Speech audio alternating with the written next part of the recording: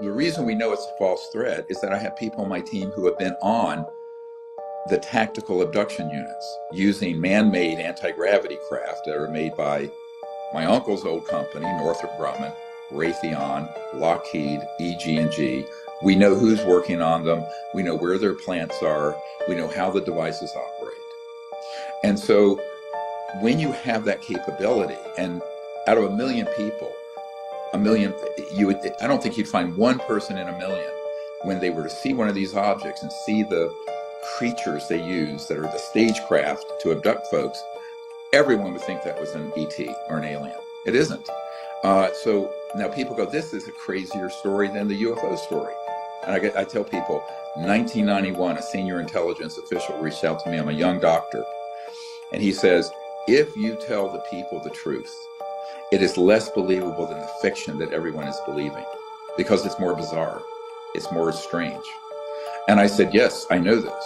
And this is a big problem, because it would be easy to stick with the narrative that's the false narrative. So you have these twin pillars of the secrecy, keeping the technology away from the benefit of we the people.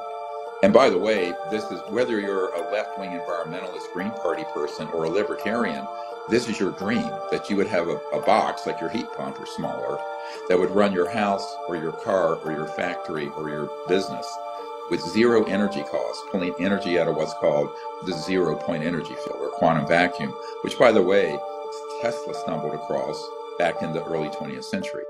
My big concern, as this disclosure effort picks up steam and is being made official through inquiries and hearings and what's going on in Washington right now, they are going to get hijacked by this false narrative.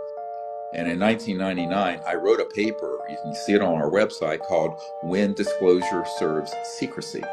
We had the Vietnam War greatly expanded because we staged and exaggerated an attack on our vessels, Navy vessels. My dad was Navy, in the Gulf of Tonkin. So this kind of manipulation has happened historically. The big one is coming, the big manipulation. And this is what we have to be very careful of, because really continued secrecy is preferable to, frankly, War of the Worlds, World War III.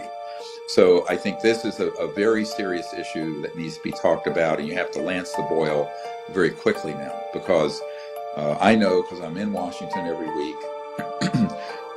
the House has approved from the leadership down open hearings on this, and I'm working with some of those folks.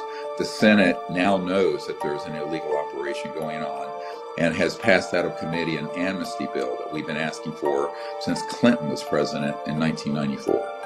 Now, that's big news, because what does that mean? It means that we've recommended, and they've accepted, that there be a period of amnesty, that the very high value whistleblowers that may have done criminal activities